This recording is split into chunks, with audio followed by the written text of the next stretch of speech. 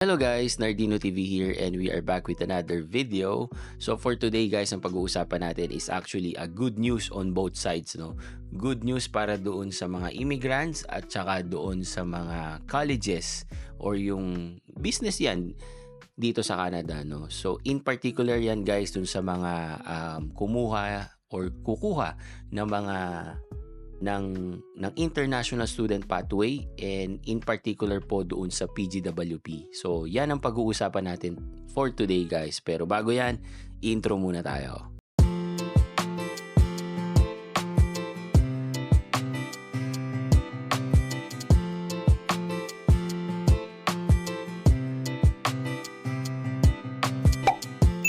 And we are back. So, yun nga guys, no? So meron tayong nakitang bagong balita ngayon about doon sa PGWP, no? So para po guys sa mga hindi nakakaalam kung ano ang PGWP po, yan yung Post Graduation Work Permit. Yan po yung kinukuha ng mga International Student Pathway po dito after nilang matapos yung kanilang program. So ang PGWP guys, binibigyan si student or si international student ng pagkakataon na magtrabaho dito sa Canada. So, ano yan guys? Para siyang open work permit. Ganyan. So yung length nung visa na yan is nakadepende guys nung sa program na kinuha mo. So, kung kumuha ka ng 1 year, you will get a 1 year PGWP. Kung 2 years naman, so makakuha ka ng 3 years na PGWP. So, yan guys, isa yan sa mga pinaka-importanting kailangan yung pagplanuhan. Kasi kami guys, nung kumuha kami ng program, talagang we choose the 2 years, no? Kasi nga, mabibigyan kami ng 3 years na PGWP. So, parang 5 years na stay. And on that 5 years, we are thinking, sapat na yon guys para makahanap kami ng way para ma-permanent resident kami dito. And sa mga bago lang, no, or yung sa mga ngayon lang sumusubaybay sa buhay Canada natin dito, side story lang guys, no. So in our case, hindi namin kinailangan na kumuha ng PGWP guys, kasi bago pa matapos si Mrs.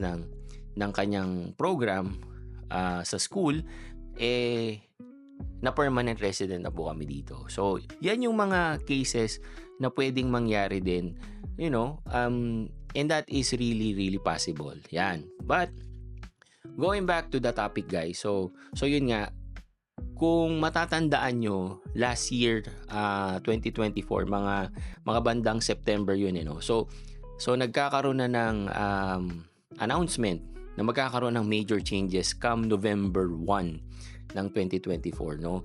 So yun yung changes sa PGWP. So medyo marami yung changes na yun. Halimbawa yung sa kailangan mo nang kumuha ng English exam, no?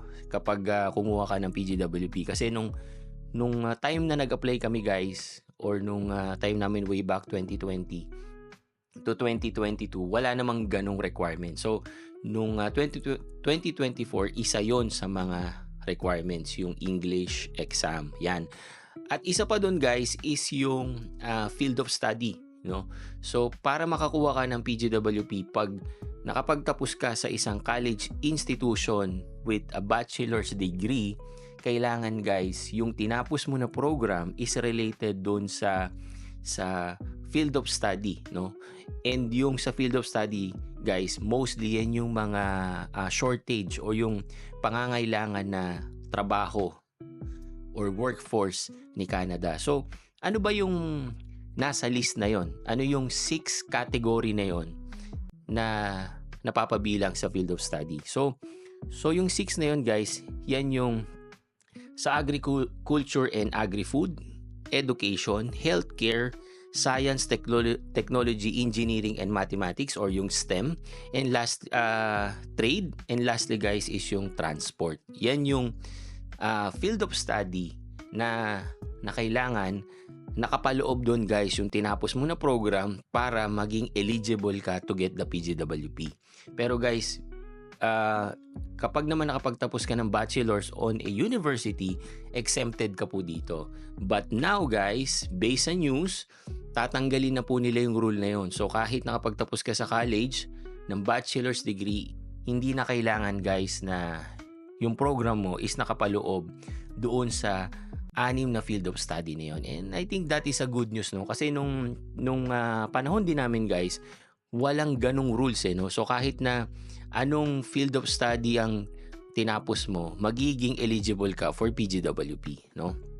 So yan yung yan yung isa sa mga changes, no? And talagang maraming diyan guys, maraming nalungkot kasi yung changes lang guys na kukuha ka pa ng English exam. Mabigat na nga yun no. Pero yung another change pa doon is kailangan targeted yung tinapos mo na program. Paano guys yung mga nakapagsimula na, di ba? At saka, what if kung yung gusto mong trabaho or aralin, wala doon sa 6 na yon, di ba? Paano ka gaganahan na kumuha ng pag-aaral dito sa Canada? Kasi guys kami, hindi lang kami pumasok as an international student para lang talaga makapunta dito. So, pumili rin kami ng program na related din po dun sa work experience namin, 'di ba? Para din at the end of the program, magamit din namin paano halimbawa ako guys, no. So, kung ang work experience ko is wala dun sa 6 na 'yon, mapipilitan ka lang na kumuha, 'di ba? Pero ngayon guys, they are removing it, right? So, kahit na nakapagtapos ka sa colleges dito sa Canada with the bachelor's degree, hindi na po kailangan na napapabilang doon sa 6 na category na yun, yung tinapos mo na program para makapag-apply ka ng PGWP. Pero yung mga ibang requirements is still the same, no?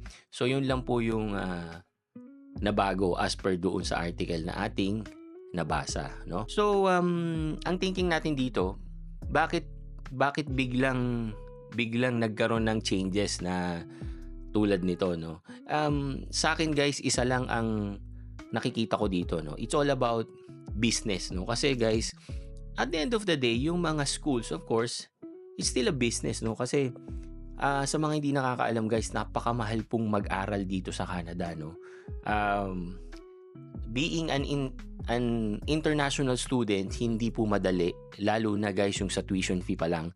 Kami guys, yung sa misis ko, para guys meron kayong comparison kung magkano ang babayaran ng isang international student at saka ng local, no? Kasi nung kami guys, ang tuition fee po ni misis is aabot na po ng 35 to 38,000. Sabihin mo ng 40,000 Canadian dollars, no? Para sa program niya yon guys, no? Pero kung local ka, meaning you permanent ka dito or citizen ka dito, ang babayaran mo lang guys mga nasa 6,000 to 10,000 lang, di ba? So times 4, di ba?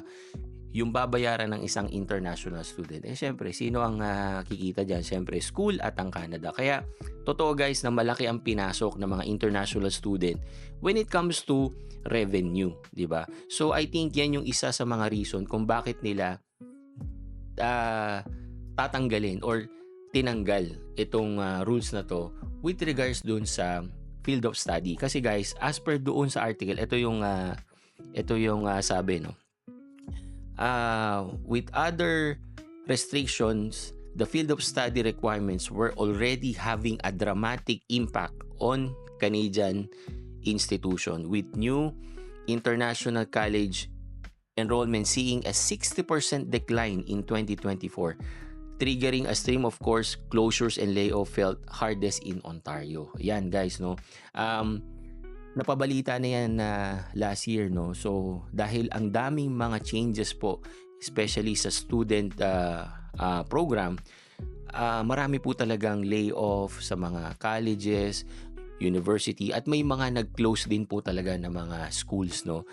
Nang dahil dyan. Kasi nga guys, since sumikat noon ang pagiging international student,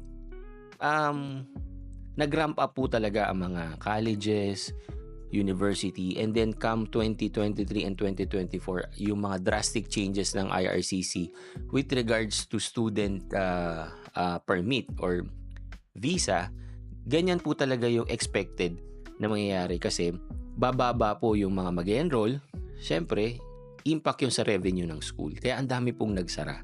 So I think yun yung main reason kung bakit sila nag-i-implement ng mga ganitong mga changes ngayon, no? Kasi nga yung impact pa rin guys sa business po ng mga colleges at schools dito sa Canada. Yan. But it's a good news doon sa mga kukuha ng PGWP, no? Kasi guys, napaka-importante niya, no? Malaki ang magiging role ng PGWP if you are really aiming for the permanent residency dito sa Canada, kasi that will give you more time para makapaghanap ng work at saka makapaghanap ng ibang pathway para ma-PR ka dito, and also magagamit mo rin guys yung inaral mo dito sa Canada, and I think that is the main purpose ng PGWP, no? Kasi makakatulong ka rin, diba, sa economy ng Canada, at magagamit mo rin kung ano yung inaral mo dito. Ayan. So, and also dun sa mga colleges, syempre since tinanggal na yung field of study, this is an opening guys dun sa mga ibang mga courses nila, diba, no? So, yan. So mas maraming courses ang pwedeng i-offer para sa international student. Of course, mas marami rin ang maiengganyo pa rin na mag-apply. Pero guys, sinasabi ko guys, hindi na madali ngayon ang pagiging isang international students. Ang dami na pong nabago. So, if you will still go sa path na yan, make sure na you do your own research, kasi guys, ang dami na pong nabago talaga, no? And I highly suggest na kumausap kayo sa mga experts bago kayo tumuloy, no? Kasi nga ang dami na pong mga technicalities, 'di ba, na kailangan nyo i-consider, lalo na kung yun lang yung first step nyo to your Canadian dream. Ayan. Pero again, hindi pa rin po imposible, no? Kasi ang international student pathway ay nandyan pa rin po. Hindi nawala yan guys, pinahirapan lang or nadagdagan lang ng mga requirements, no? So, it's up to you pa rin kung ano yung pipiliin mo na pathway papunta dito sa Canada. Ayan. So, yun lang guys. So, kahit anumang pathway ang kunin nyo, just do your own research, no? And make sure na lahat ng mga documentation and everything is you go to the legal way, no? Ayan, para wala kayong maging issue. Okay? So, yun lang guys. Thank you for watching and see you again on my next video. Peace!